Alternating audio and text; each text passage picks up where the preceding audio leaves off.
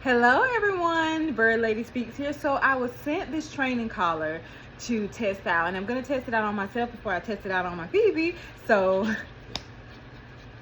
you really going to bite my hair? This is why you're getting a training collar. So let's jump right into it. So here are the features. So vibration levels are 1 through 16. It has 8 different tones or sounds. Static shock is level 1 through 99. And it reaches up to 3,300 feet. So this is what all comes in the box. You have your collar, you have your charger, and of course you have your remote. I really like that the charger is split, and you only have to use one USB port for the collar and the remote. So good thing is I'm not going in blind, so I have some things to compare it to. These are the collars that I've used before.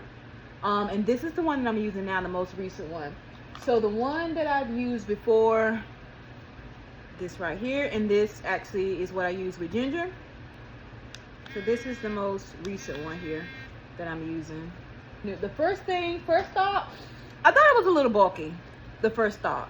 But if it gets the job done, that's fine. One thing that used to happen with these training collars is they used to come with these little clips on the back. This brand right here, I don't want to show the name, used to have these with the clip in the back, on the back, and I absolutely loved it because I can kind of clip it on my pocket, or I can clip it on my shirt as I'm walking around doing things in the yard. So that's what I didn't like. To make up for it not having the clip though, it has a lock mechanism. Yes, it has a lock mechanism. Plus it has this little attachment here so that I can attach it to the remote, and then I can have the remote around my wrist. So that makes up for it as well. That makes up for it as well. So I'm fine with not having to click the clip on it because I love having the lock mechanism, because you can easily press one of these, accidentally, and you don't want to accidentally shock your dog or scare your dog when you weren't intending to. So I definitely like and see when it's on lock, you see that lock up there, it lets you know. So that won me over. Now when it comes to the settings on it, okay, let me unlock it. Right now, let's see, if you want to change the settings, it's super easy. You just push that tab down at the top, and the numbers just let you know what setting you're on. We're starting everything out on sets level 1. We are. So the first thing is the sound. It's really loud, and I love it. The reason that I love it being loud like that is because this one here that I have is not loud at all. You can barely hear it. And even trying to increase the volume, it does not allow you to increase the volume. So it has several different sounds that you can use. So if your dog is like mine, she becomes desensitized to things really easily. So she becomes desensitized to this sound. Okay, that's fine. We're just gonna switch it to this sound. We're gonna switch it to that one. So, oh yeah, this is definitely a keeper. So I like the ease of being able to adjust the speed here. So we're gonna go to the vibrate level. We're just gonna start out for me on level 2. It looks backwards, it looks like 5, but it's actually level 2. So it's actual level 2 here. That's enough there. You don't need anything more than that. So I like the strength of the vibration. So you keep it low. This will be enough to get your dog's attention, especially with Phoebe being the size that she is. She doesn't need a lot of a lot of vibration to get her attention. Ooh, I accidentally set the shock off. That did not feel good at all, and it's only on level 2. Let me go to level 1 on the shock feature. I don't like this. This is level 1 of the shock feature. Okay, that's not bad. It feels like just like pulsating, more like a vibration.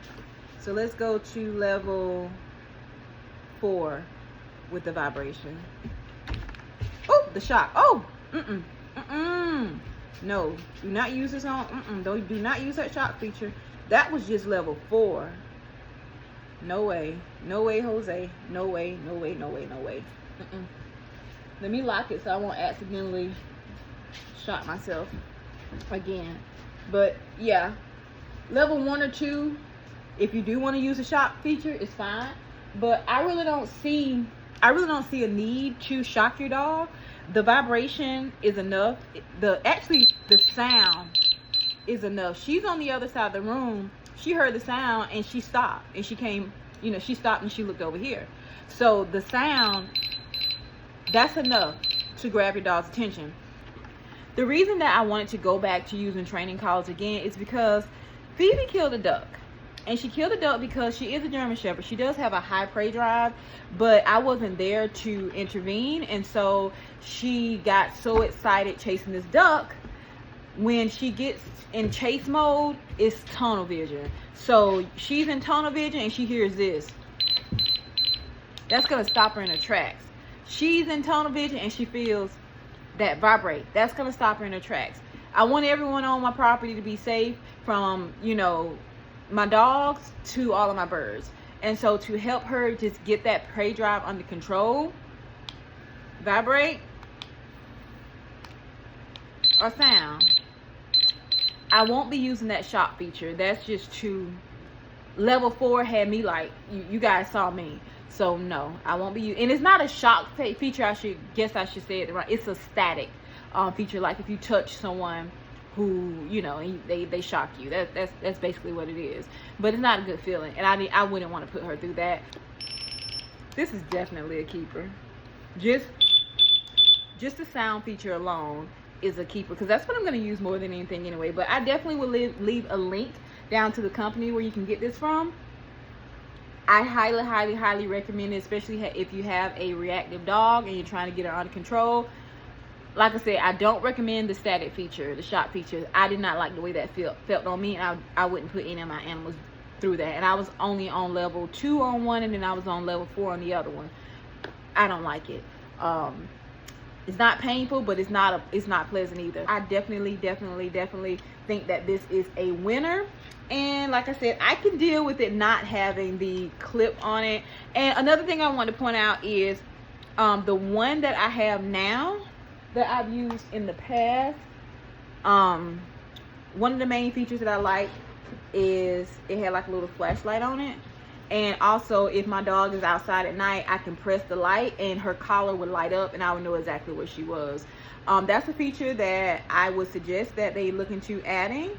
But just the sound and the quality alone makes up for not having the light. But that was a feature that I really like. So I suggest that they may want to look into that. But I probably won't be using any other training collar. And the only way I would be using a different training collar is someone comes up with one of these with a clip on it and a light on it. That's the only way. But right now, this is top notch. I love it. Thank you guys for sending this to me.